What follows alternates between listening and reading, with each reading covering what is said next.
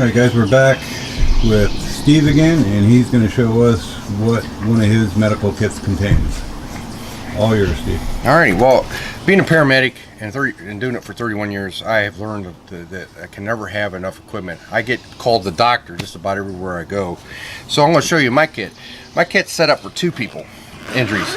I use Dynamed bags, which are waterproof, and they come from the medical industry, and they can easily be strapped or attached to my pack, my bob or whatever else I'm carrying. And they pretty much have everything that's identical. I'm going to open one here, and this is basically what I have in my kit. Everything's set up in bags. I have bandages in one bag. I have wraps and tape in one bag, and a lot of other things here, and I'll explain them all here shortly. I even got a thermometer. Here's one of my splints that I have. It's called a SAM splint. You can, broken hand, you can apply this in the shape of your hand and then tape it down. I had ice packs, lots of clean. Then I have my toolkit, and on the inside I have some flaps. I have some tools, which lit lighting device, hemostats, and more scissors. This has got a window punch, a light. I don't know if the light battery's not any good. Some of this stuff is a couple years old. I have to change them out. And then some tweezers. Here I have a micro shield. It's clear, and I can use it to breathe for somebody. Then here's my clotting agent. This is a first responder clotting agent, and you just apply it to the externally for the wound, and it controls the bleeding and reacts to the bleeding. It'll swell up and plug the hole. Okay, in my each one of my little baggies here, I have I take and have some Imodium AD for diarrhea, lots of bandages. I have some cling in here. I have different kinds of tape, and I have some splinting materials. I have some tongue depressors. I have a syringe here that I can use to force water, clean water into a wound if I have to. So that's basically my first aid kit. That's what I usually go to for everything. I get my band-aids and stuff out of here.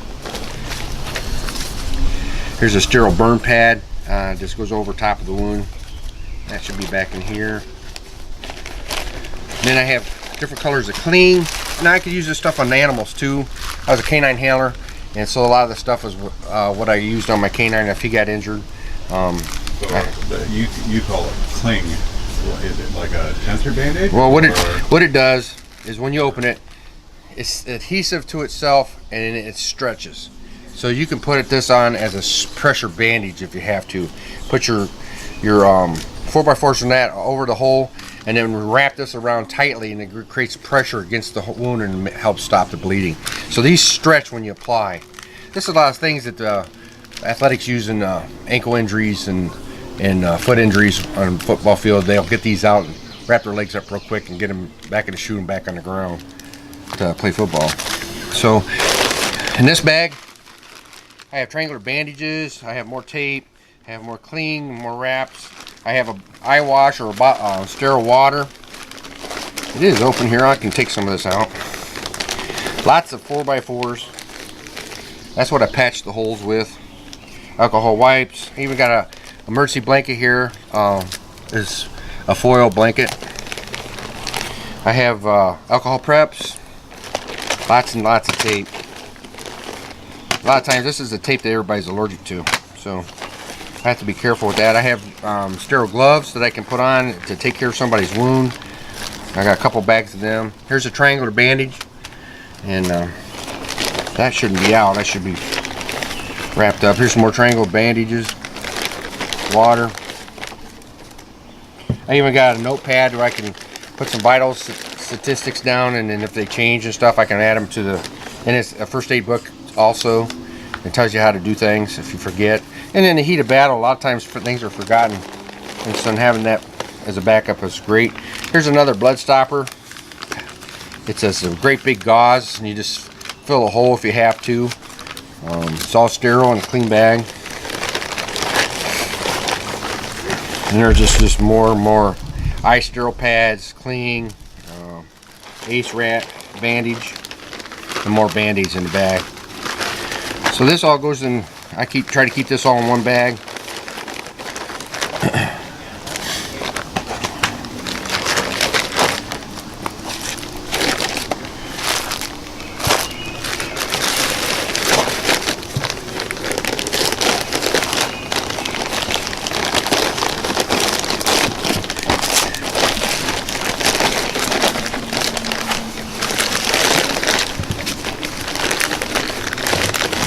Okay, look at more stuff here in my toolkit. Of course, I've already showed you these. It's a window punch and a light.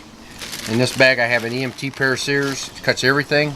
Cuts metal, cuts vinyl, cuts just about anything you need. I also have a seatbelt cutter or a clothing cutter, or it's like an envelope cutter. I can put this on someone's shirt and just slice right down through it. Works really good. A couple of them. Got some more depressors in here. There's lots and lots of shears, lots of cutting devices that I can use to take care of somebody's legs, wounds, or hemostats. Tweezers. And another window punch. So I'm a gadget freak. I like to have a lot of safety equipment. Like if I get a car wreck, I know I got a couple people there that can help take care of patients, and they're trapped in vehicles. I might just hand out some of these window punches and stuff and have them get into the victims. So I have them. Breaking glass is really difficult these days. They're all safety protected. So having window punch is essential to getting in the car.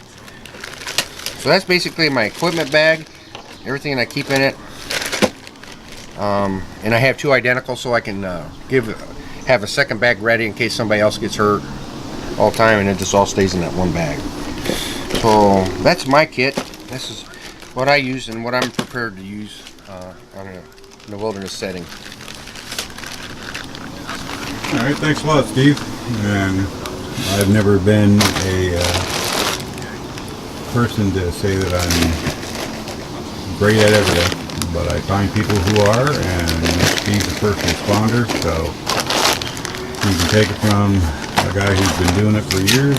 This is what you need in your first aid kit, and I hope you enjoyed all the information you got from Steve, and you can see what I need to improve mine and what it takes to have your bases covered. So thanks for watching, guys. I'll talk to you later. Thanks, Steve. You bet.